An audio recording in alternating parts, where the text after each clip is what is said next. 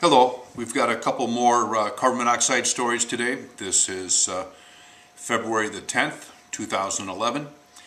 We had a person in Chicago hospitalized on the west side. They didn't really give any details associated with that. Story that was in the Today Show on TV.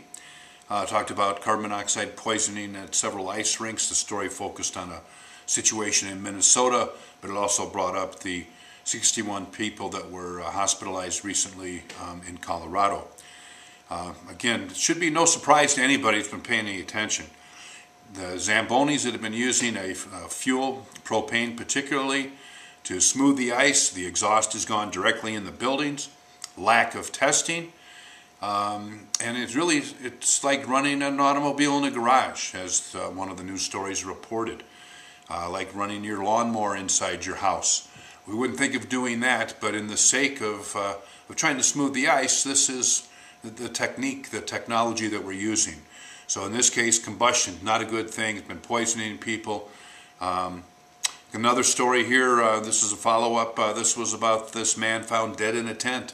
We had two stories yesterday. We had a famous singer who was poisoned, escaped death, according to the headlines, in her mansion, and from her boiler malfunctioning. And there was a man who did not escape the hazards of carbon monoxide. He was homeless. He had put together a little homemade tent with cardboard, and he was heating it with a little cooking unit, a little propane cooking unit. We got two ends of the spectrum there, a very wealthy and one who was impoverished and homeless. And both carbon monoxide does not discriminate. Two Austin men, they did a follow-up story of a couple men in Texas who died from carbon monoxide.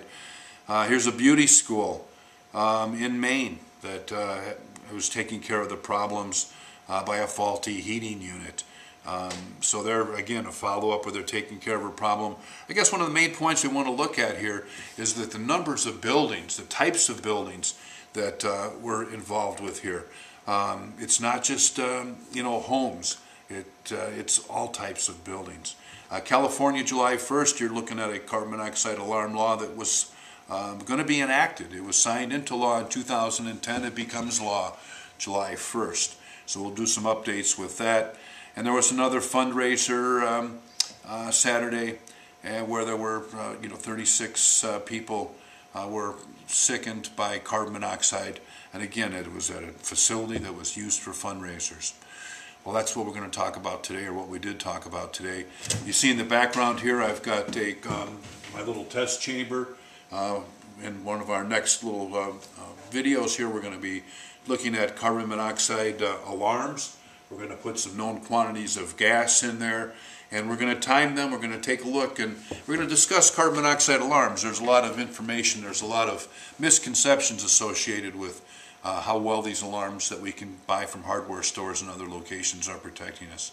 So with that, thank you very much. Please check our website at www.cosafety.org.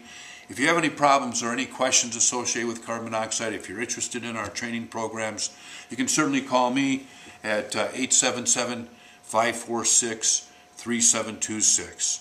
That's 877-546-3726. I'm Bob Dwyer. I'm the Director of Training of COSA, the Carbon Monoxide Safety Association. Thank you, and have a safe day.